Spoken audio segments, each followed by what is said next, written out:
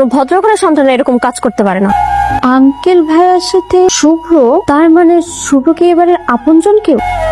অপদার্থ অকর্মা একটা, নিজের অন্ধ বাবাকে অত্যাচারী ভাবির কাছে রেখে আসতে লজ্জা করে না? এভাবে যে ঘুরে বেড়াচ্ছ, আড্ডা দিচ্ছ, লজ্জা করে না তোমার? কিন্তু তুমি একদম চুপ। আজ থেকে যেন এসব আড্ডাবাজি না দিতে দেখি। আজকে থেকে কাজ করবা। তোমার অসুস্থ বাবা কি খাচ্ছে না খাচ্ছে খোঁজ খবর নাও তুমি। তোমার কি লজ্জা হয় না? এতটুকু লজ্জা হওয়া তো উচিত তোমার। যদি আমাকে সত্যি সত্যি ভালোবেসে থাকো, আজকে থেকে কাজ করবা। ও তো ঠিকই বলছে, তুই যে রাগ করে আসছিস তারপরে কি আর বাসায় গেছিলি? তুই তো ভাবিরে চিনিস না, কেমন দরজাল একটা মানুষ। আর তোর ভাই তো কখনো খোঁজ খবর রাখেনি তোর অন্ধ বাবা। অন্তত সেই দিকটা বিবেচনা করে তোর তো খোঁজ খবর রাখা উচিত। তুই ঠিক বলছিস। বৌমা, ও বৌমা, একটা পাতলা কাঁথা থাকলে নিয়ে এসো তো। ও বৌমা, একটা পাতলা কাঁথা থাকলে নিয়ে এসো। আপনার সমস্যা কি? হ্যাঁ, সারাদিন শুধু বৌমা বৌমা বৌমা, আর কোনো কথা আপনি জানেন না? হ্যাঁ, আর এই কি অবস্থা? আপনার ঘরের এই অবস্থা কেন? আপনি কিন্তু পরিষ্কার করতে পারেন না? চোখে দেখতে পাই না তো, তাই ঠিক মতো গোছগাছ করতে পারি নাই। আমার হয়েছে যত জানা। আমার মাঝে মাঝে কি মনে হয় জানেন? আপনাকে লাথি মেরে না ঘর থেকে বের করে বৃদ্ধাশ্রমে পাঠিয়ে দিই, নয়তো আপনাকে না বালিশ চাপা দিয়ে মেরে ফেলি। আপনি কি বলছো তুমি এসব? তোমার মাথা খারাপ হয়ে গেছে? তুমি যাও, আমি কি করবি? আমি কি আমার বাবার নিয়ে যাবো? না, নিয়ে যায় খাও কি? আমার নিজের তো থাকার জায়গা নেই, আমার একটা কিছু করতে হবে। কি হয়েছে তোর? তুই কাঁদতেছিস কেন? আমি অনেক বড় অন্যায় করে ফেলাইছি, অনেক বড় অন্যায় করে ফেলাইছি রে। নিজের মুহূর্ত বাপে যখন অত্যাচার বিরুদ্ধে দেখছি না, আমার না অনেক কষ্ট লাগছে। আমার মনটা চাইছে আমি কিছু একটা করে ফেলাই, কিন্তু আমার নিজের পায়ের নিচে তো মাটি নেই। আমার বাপের নিয়ে এসে কি খাও? আমি নিজেই তো খাইতে পারি না, রাস্তায় রাস্তায় ঘুরি।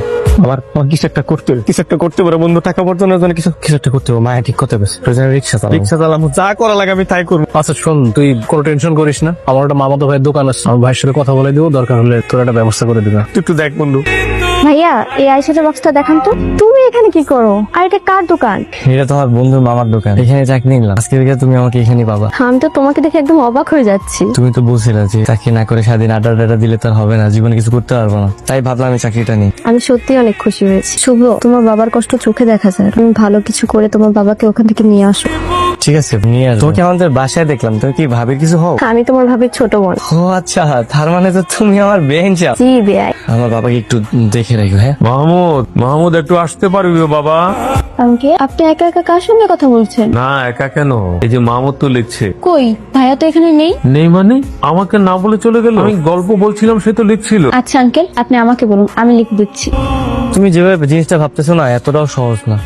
এখন তেমন একটা পত্রিকায় গল্প প্রকাশ করা হয় না, আর হলেও জনপ্রিয় রাইটারদের গল্প প্রকাশ করা হয়। চেষ্টা তো করে দেখো। আর আঙ্কেল খুবই আশাবাদী, আগ্রহ আছে অনেক। তুমি যেহেতু বলছো, আমি মনে প্রাণে চেষ্টা করবো যাতে এটা পত্রিকায় প্রকাশিত হয়। বাবার প্রতি এরকম ভালোবাসাটা সারা জীবন রেখো, যাতে বাবা আর হারিয়ে গেলে আফসোস না করতে। আমি আমার বাবার এই ইচ্ছা যেভাবে হোক পূরণ করবো। আমার লেখাটা কি ছাপা হয়েছে? আঙ্কেল, ওইটা আমি আমার এক পরিচিত মানুষের কাছে দিয়ে এসেছি, সে জমা দিয়ে দিবে। ভাবছি এই লেখাটা ছাপা হইলে আরেকটা লেখা লিখবো। আচ্ছা লেখেন। আঙ্কেল, একটা কথা জিজ্ঞেস করি? হ্যাঁ করো মা। আপনার ছোট ছেলে শুভ্র, ওকে বাড়ি থেকে তাড়িয়ে দিয়েছেন কেন? শুভ বাবা, এই দেখো তোমার গুণধর ছেলেকে থানা থেকে ছাড়িয়ে নিয়ে এসছি।